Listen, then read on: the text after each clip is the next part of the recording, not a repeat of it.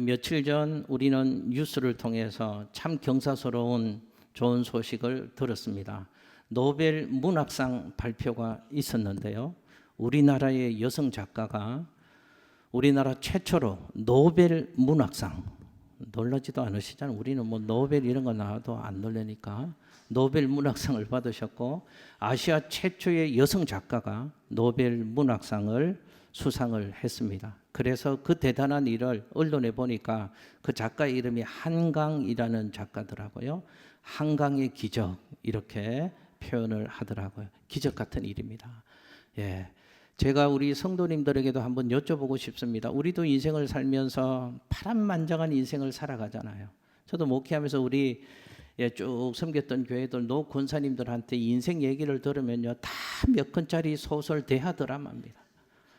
6.25 때 뭐 피난 간 얘기, 뭐 붙잡혀서 막 죽을 뻔한 얘기, 또 아들 속썩여서 막 수고한 얘기, 한 분 한 분의 인생사가 파란만장 대하 드라마입니다. 기적 같은 일들도 경험하죠. 눈물 나는 일들도 경험하시죠. 그래서 우리 인생의 아름다운 그림이 지어지는 것 같습니다. 제가 한번 여쭤볼게요. 여러분 인생에 지금까지 살아오면서 최고의 기적 한 가지를 얘기하라고 한다면, 여러분은 여러분 인생을 추억하시면서 어떤 사건을 내 인생 최고의 기적이다 얘기하실 수 있으시겠습니까? 제가 생각하기에 우리 모두에게, 이 자리에 앉으신 모든 여러분들에게 우리 생애 최고의 기적은 나 같은 사람이 예수 믿고 하나님 자녀 되어 하늘 영광 바라보고 하늘 기업 소망하면서 하나님의 사람으로 이 땅을 살아가는 것이 우리 생애 최고의 기적이 아닐까 생각합니다. 그렇게 생각하시나요? 왜 그런가? 저와 여러분은 죽었다 깨어나도 예수 안 믿을 사람들이었거든요. 죽었다 깨어나도 하나님 자녀 될 수 없는 사람들이었거든요. 여러분 한번 생각해 보세요. 하나님의 아들이신 예수님이 2000년 전에 이 땅에 오셨고 저 십자가 위에서 내 죄를 위하여 죽으셨답니다. 그게 믿어지시나요? 2000년 전에 있지도 않았는데 뭔 하나님의 아들 예수님이 나를 위하여 어떤 일들을 행하셨는가, 이것도 믿을 수 없는 메시지입니다. 또 예수님이 십자가에서 흘리신 보배로운 피, 그 피가 내 죄의 문제를 해결했다고 합니다. 아니 그 피가, 저 피가 어떻게 나하고 연관이 있느냐 하는 거죠. 그럼 또 이런 얘기도 기독교 진리는 얘기합니다. 예수를 믿으면, 내가 마음의 문을 열고 그분을 인정하고 그분을 영접하면 하나님의 아들 예수님이 성령으로 내 속에 들어오시고 내 안에 계시고 그분은 영원토록 떠나지 아니하시고 나와 동행하신다고 얘기하거든요. 그게 믿어지느냐고 말입니다. 내 속에 하나님이 영으로 오신다? 이게 어떻게 될 일이고 믿어지느냐고 말입니다. 여러분 더 나아가서 예수를 믿으면 천국 간다고 얘기합니다. 제가 한번 여쭤볼게요. 천국 가본 분 있으십니까? 가보지도 않은 천국을 간다고 우리는 확실히 믿습니다. 신기합니다. 아멘 하시잖아요. 가보지도 않으셨거든요. 그런데 간다고 믿으신다니까요. 이 놀라운 일들이 여러분 한번 생각해 보십시오. 믿을 수 없는 일들이고 있을 수 없는 일들입니다. 그런데 기적 같은 일들은요, 어느 순간 이 모든 영적인 진리와 하나님의 말씀들이 어느 순간 깨달아지고 믿어진다는 사실입니다. 할렐루야. 여러분 기적 아닙니까? 기적. 나 같은 사람이 예수를 믿고 하나님 자녀 된다. 여러분 딴 사람은 몰라도 우리는 늘 포장하면서 하니까 모르잖아요. 아까 찬양단 예배 전 찬양할 때도 그 가사가 은혜가 특별히 되어지더라고요. 내 마음 한 자락 어찌하지 못하는 연약한 인생이다. 이 찬양이 있었잖아요. 여러분 저 예전에 청년 때요, 한 가지 이해 안 되는 복음성가가 있었습니다. 그때 벌레만도 못한 내가 용서받을 수 있나요? 이 찬양을 하는데 권사님들은 뭐 눈물을 줄줄줄줄 흘리시더라요. 우리 엄마도 줄줄줄줄 울고요. 나는 왜 울지? 내가 왜 벌레만도 목한 죄인이라고 자꾸만 고백하는데 아멘 아멘 하고 두 손 들고 찬양하더라. 이게 제가 이해가 안 되고 인정이 안 되었습니다. 저는 4대째 예수 믿는 집에서 커서 교회를 떠난 적이 없거든요. 속썩인 적이 없거든요. 늘 착하게 살고 그랬는데 왜 벌레만도 못한 내가 용서받을 수 있나? 이게 이해가 안 됐습니다. 그런데요, 신기한 건 어느 때부터인지 그 벌레가 나라는 게 깨달아지더라고요. 하나님 앞에서 부끄러워서 견딜 수 없어서요. 그 밤에 성령이 감동 주시고 은혜 주셔서 나를 찾아오신 그 밤에요. 저 복음의 저 고백이 내 고백이었구나. 내가 이거 모르고 살았구나. 나는 하나님 앞에서 벌레만도 못한 완악하고 무지하고 어리석고 교만한 인생이었구나. 이게 어느 순간 깨달아지더라고요. 믿어지더라고요. 그래서 그 예수 붙잡고 한평생의 삶을 살아가야 되겠다는 결단이 있게 되어지더라니까. 여러분 기억하십시오. 우리 생의 가장 위대한 발견은 예수 그리스도입니다. 우리 생애 최고의 기적 중의 기적은 나 같은 사람이 믿을 수 없는 예수를 믿고 하나님의 자녀 되었고 하나님의 자녀로 살아가고 하늘 영광을 소망한다는 것이 우리 생애 노벨 문학상 타는 것보다 암병으로 죽을 사람이 다시 벌떡벌떡 일어나는 사건보다 더 기적 중의 기적의 사건은 여러분 같은 나 같은 사람이 예수를 믿고 하나님 자녀 되어 살아가는 것이 기적 중의 기적인 줄로 믿습니다. 그렇다면 이 위대한 발견 예수를 하고 위대한 기적으로 살아간다면 이 예수를 전하는 삶을 살아가야 되지 않겠느냐 하는 것이 제 얘기입니다. 그런데 너무도 많은 사람들이 예수를 믿는데 예수를 전하지 않습니다. 전하지 않는 이유도 다양합니다. 어떤 사람은 또 아는 것 많아요. 하나님이 사랑의 하나님이라며요.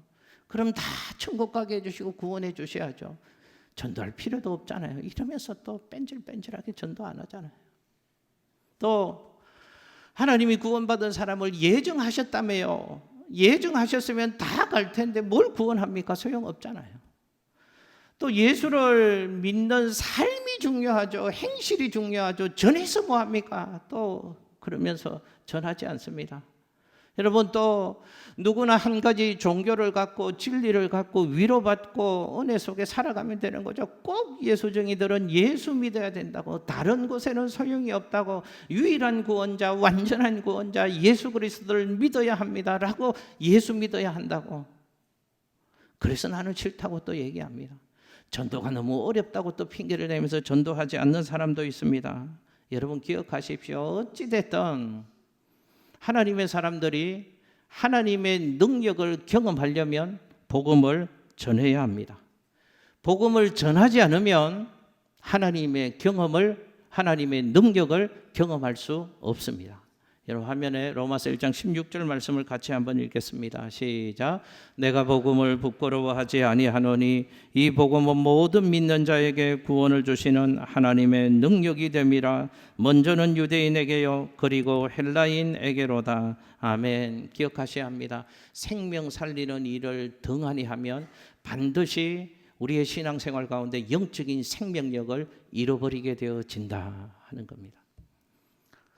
생명 살리는 일을 등한시하면 누구나 예외 없습니다. 저도 여러분들도 영적인 생명력을 잃어버리게 되어지는 겁니다. 모태신앙이고 몇 대째 신앙이고 직분이 뭐고 목사 할아버지여도 소용이 없습니다. 아무리 많은 일들, 위대한 일들, 사람들이 부러워하는 일들을 많이 예수 이름으로 했다고 할지라도 생명 살리는 그 일을 등한히 하면 반드시 영적인 생명을 잃어버리게 되어져 있습니다.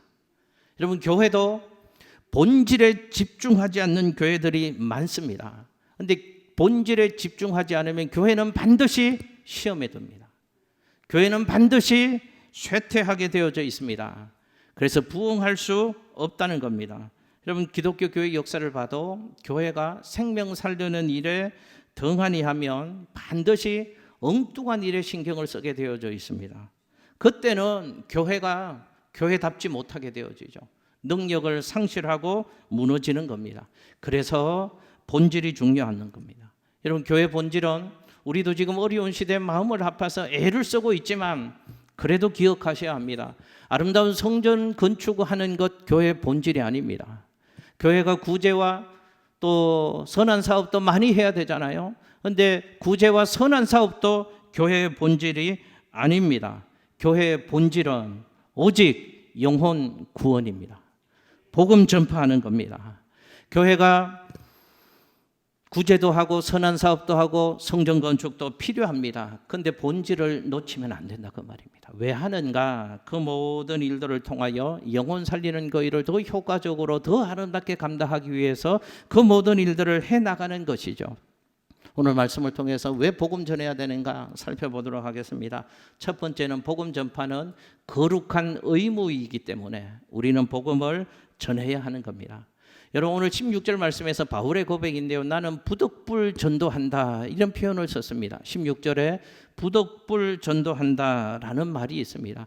이 말을 우리식으로 좀 살펴보면 좀 소극적인 의미로 어찌 할 수 없어서 전도해야 돼 이런 느낌인 것 같습니다. 그런데 영어 성경을 보면 어떤 감동이 와서 그걸 하지 않으면 안 된다라는 식의 표현을 전도라는 단어를 사용하고 있습니다. 그러므로 전도는 해도 되고 안 해도 되는 것이 아니고 하나님의 사람들에게는 피해갈 수 없는 거룩한 의무이다 하는 것을 성경은 우리에게 말씀하고 있습니다. 그렇습니다.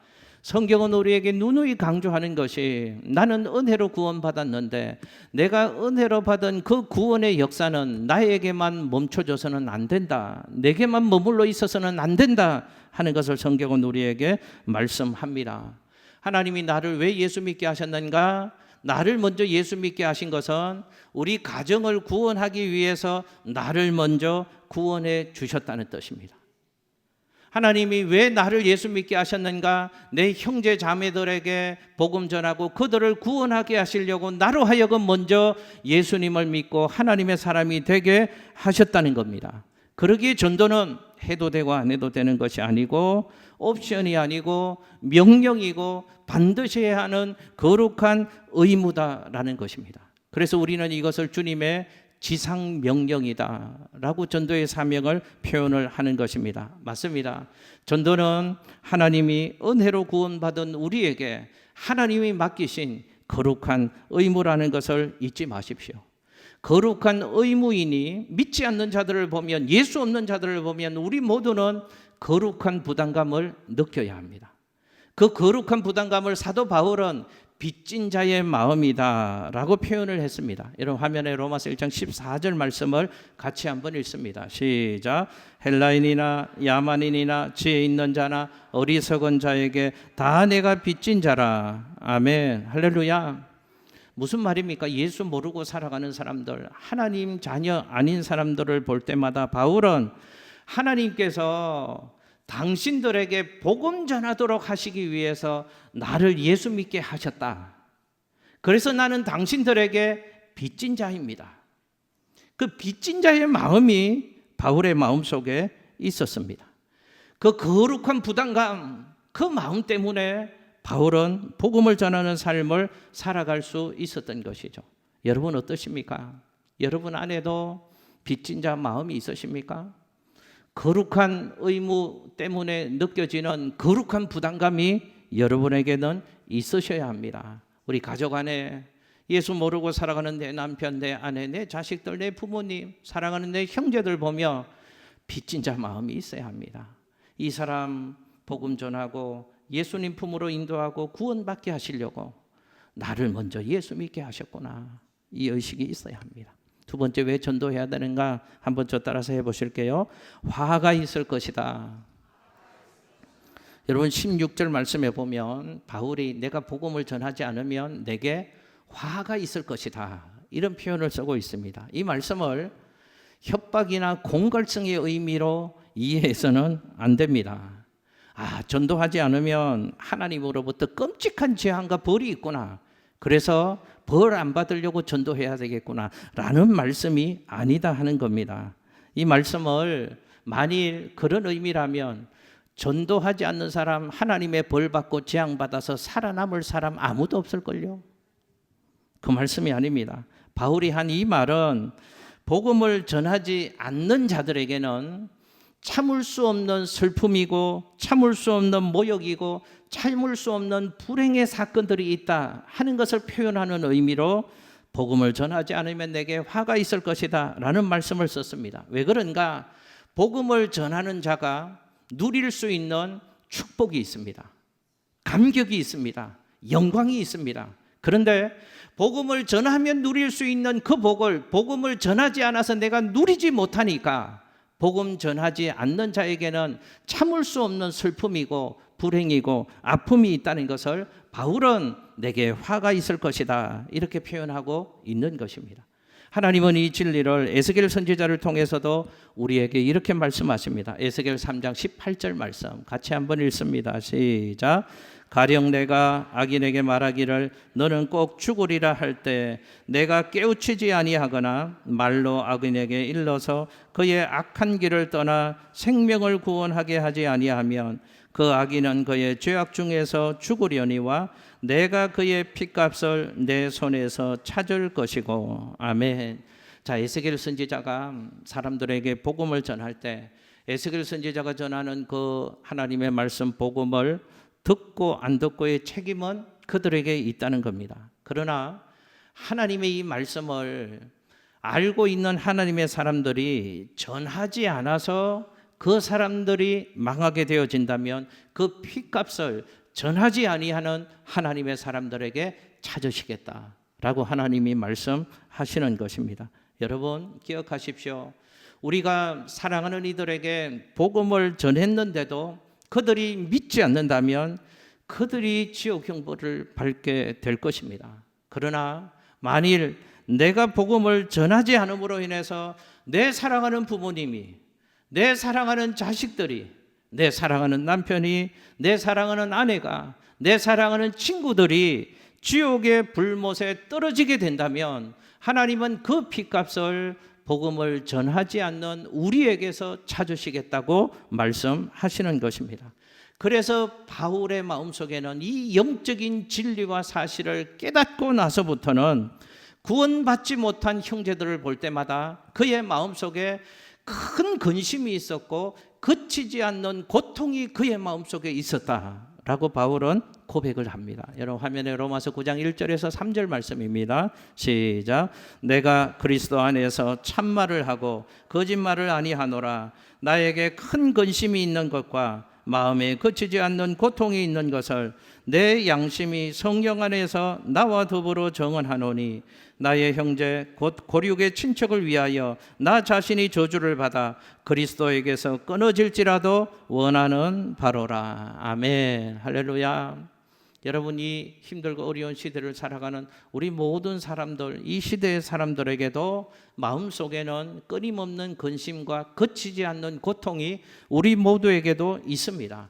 그런데 바울이 얘기하는 근심과 고통의 내용과는 좀 다른 것 같습니다. 이 시대를 살아가는 대부분의 사람들이 느끼는 근심과 고통의 이유는 돈 때문에 그렇습니다. 그 원수 같은 돈 때문에 근심하고 마음 아파하고 고통합니다. 그리고 사람들이 느끼는 근심과 고통의 이유는 관계의 아픔입니다. 사람들한테 상처받습니다. 그것 때문에 마음 아파하고요. 그것 때문에 눈물 흘리고요. 그것 때문에 어쩔 줄 몰라 하는 근심과 고통이 있습니다. 그런데 바울이 지금 오늘 읽었던 말씀에서 내 마음속에 큰 근심과 큰 고통이라고 얘기하는 것은 돈 때문에 하는 근심과 고통이 아니고 사람들 때문에 상처받아서 하는 근심과 고통이 아니고 구원받지 못한 형제들을 보면서 바울의 마음속에 느끼는 큰 근심과 그치지 않는 고통이 있었다는 겁니다. 왜요? 예수 믿지 않는 저들은 이 땅을 살면서도 그와 같은 삶을 살아갑니다. 열심히 분주하게 땀 흘리고 목숨 다하여 수고하고 애를 쓰지만 하나님 주시는 복을 받지 못하고 그와처럼 하나님의 사랑을 잃어버린 삶을 살아갑니다. 그리고 열린 지옥문을 향하여 뚜벅뚜벅 걸어갑니다. 그 영혼들을 바라볼 때 바울의 마음속에는 큰 근심이 있었고 그치지 않는 고통이 있었다라고 얘기를 하는 겁니다. 제가 이 말씀 드리고 싶은 겁니다. 우리의 마음속에는 큰 근심과 그치지 않는 그런 고통이 있느냐 하는 겁니다. 예수를 얼마나 믿었냐가 중요한 게 아닙니다. 교회 안에서 직분이 뭐냐가 중요한 게 아닙니다. 내 안에 그런 예수를 모르고 살아가는 가족들 보면서 그렇게 느끼는 큰 근심과 그치지 않는 고통이 있느냐 하는 것입니다. 이것이 없다면 여러분 신앙의 상태를 심각한 상태로 점검하셔야 합니다.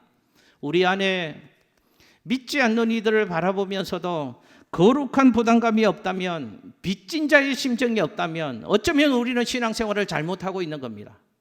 잎은 굉장히 무성한데요, 멋있어 보이는데요, 사실은 알맹이를 놓치고 본질을 놓친 안타까운 신앙생활을 하는 성도일 수 있다 하는 것입니다. 빚진 자에게 우리는 복음을 전해야 하는 겁니다. 왜 복음 전해야 되는가? 세 번째는요, 특권이기 때문에 복음을 전해야 합니다. 여러분 오늘 17절 말씀해 보면 바울은 복음을 전하는데 의무가 아니고 특권이기 때문에 나는 복음을 전한다라는 고백을 합니다. 의무로 하면 힘이 듭니다. 그런데 특권으로 하면 기쁨이 있습니다. 왜 복음 전하는 것이 특권인가? 복음 전하는 것은 하나님이 가장 기뻐하시는 일이기에 복음 전하는 자에게 하나님이 주시는 가장 큰 상급이 있고 하나님이 느끼는 기쁨을 그 일하는 자에게 느끼게 해 주시니까 복음 전하는 일은 특권이고, 그래서 자원하는 마음으로, 기쁜 마음으로, 즐거운 마음으로 복음을 전한다고 바울이 고백하고 있는 겁니다. 미래에 받을 상급이 있고 이 땅에서 받는 상급이 있습니다. 미래에 받을 상급을 다니엘서 12장 3절에 이렇게 말씀을 합니다. 같이 한번 읽을게요. 시작.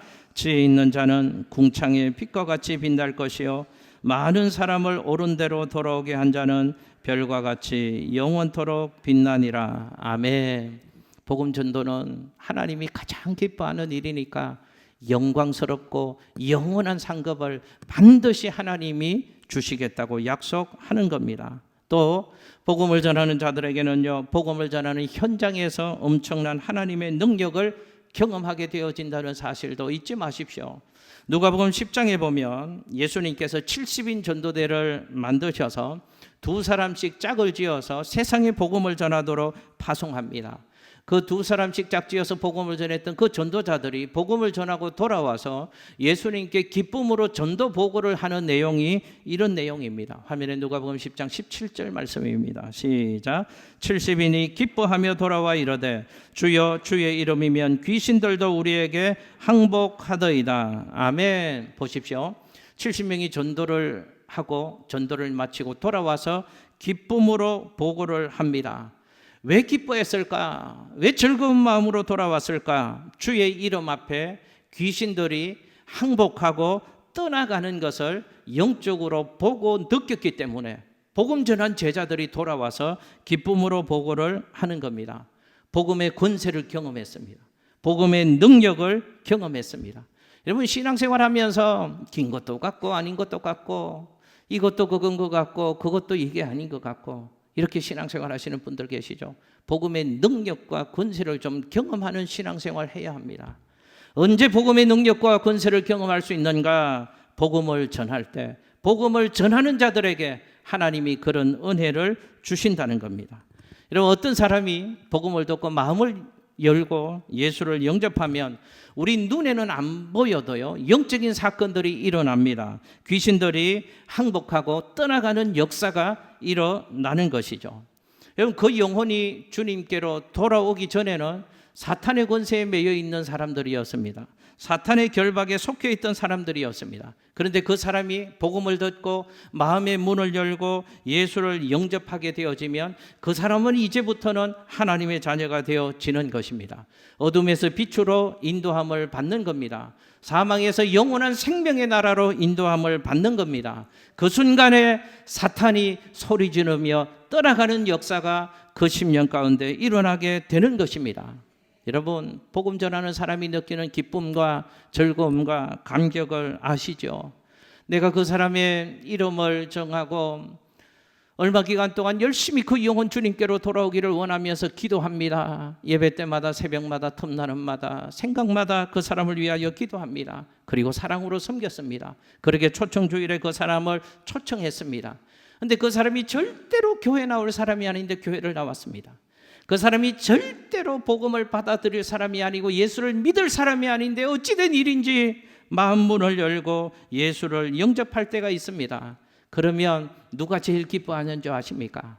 사실은 그 사람이 기뻐해야 되는데 그 사람의 영혼을 위하여 거룩한 부담감을 안고 빚진 자 마음을 가지고 그 영혼을 위하여 기도하고 사랑으로 섬겼던 전도한 그 사람이 전도받은 그 사람보다 더 큰 기쁨과 감격을 느끼게 되는 겁니다. 말로 할 수 없는 기쁨과 감격이 그 인생 가운데 밀려오게 되는 겁니다. 전도하는 사람들이 누릴 수 있는 감동이고 은혜고 축복인 줄로 믿습니다. 그러므로 전도 대상자를 위해서도 전도해야 되지만 우리 자신들의 깨어있는 신앙생활을 위해서도 우리는 복음을 전해야 하는 겁니다. 마지막 하나만 살펴보겠습니다. 사명임으로 복음을 전해야 하는 겁니다. 고린도전서 9장 17절 말씀 화면에 같이 한번 읽습니다. 시작. 내가 내 자의로 이것을 행하면 상을 얻으려니와 내가 자의로 아니한다 할지라도 나는 사명을 받았노라. 아멘. 자, 바울은 자원하는 마음으로 복음을 전한다고 했습니다. 복음 전하는 그에게 기쁨과 즐거움이 있었다고 바울은 고백하고 있습니다. 그런데 바울이 이 얘기하는 겁니다. 자원하는 마음이 동반되지 않더라도 나는 나의 사명으로 복음 전파를 여기고 사명 때문에 복음을 전합니다 라고 고백하는 겁니다. 전도를요, 하나님이 우리에게 맡기신 사명이라고 바울은 인식을 했습니다. 사도행전 20장 24절 말씀에 화면에 보시면 바울이 이런 위대한 고백을 합니다. 시작. 내가 달려갈 길과 주 예수께 받은 사명 곧 하나님의 은혜의 복음을 증언하는 일을 마치려 하면은 나의 생명조차 조금 더 귀한 것으로 여기지 아니하노라. 아멘. 바울은 복음 전하는 일을 하나님이 자기에게 주신 무엇이라고 인식을 했습니까? 사명으로 여겼습니다. 복음 전파는 하나님이 하나님의 사람들에게 맡겨주신 사명입니다. 사명입니다. 여러분, 사명이 뭡니까? 사명이 뭡니까? 목숨 바쳐서 그 일을 해도 내 목숨이 아깝지 않은 그것, 그게 사명입니다. 바울은 전도를 하나님이 내게 주신 사명이라고 여겼습니다. 여러분, 제가 한번 여쭤보고 싶습니다. 그렇다면 여러분의 사명은 무엇입니까? 여러분이 바쁘고 분주하게 속거리면서 사시잖아요. 여러분, 목숨을 바쳐서도 아깝지 않은 그것을 위하여 살아가고 있으실 텐데 여러분의 사명이 무엇입니까? 돈 벌고 출세하는 것입니까? 왜 그렇게 열심히 직장에 출근하십니까? 학생들, 젊은이들은 왜 그렇게 열심히 공부를 하십니까? 먹고 살기 위해서요? 그것도 맞습니다. 그런데 그건 부차적인 사명이라고 얘기할 수 있습니다. 우리가 이 땅을 살아가는 중요한 이유는 주님께서 우리에게 주신 사명을 감당하기 위해서 오늘도 우리는 살아가고 있는 겁니다. 우리가 누리고 있는 이 모든 것들은 하나님이 주신 은혜고 축복이라는 사실을 잊지 마십시오. 건강도, 물질도, 자녀들도, 내 인생도 하나님이 주신 축복입니다. 그런데 기억하셔야 합니다. 왜 그 축복을 주셨을까? 복음을 위해서 사용하라고 하나님이 주신 것입니다. 그러므로 내게 있는 모든 것을 동원해서 복음을 효과적으로 전하는 하나님의 사람들이 될 수 있어야 합니다. 여러분, 우리 말씀 듣기 전에 예배 시간에 찬송가 508장의 찬송을 불렀습니다. 이 찬송은 엘라이제 캐슬이라는 사람이 지었습니다. 가사말을 지었습니다. 이 사람이 직업이 의사였다고 합니다. 환자를 정성으로 돌본 다음에 이 사람은 반드시 그 환자에게 복음을 전했다고 합니다.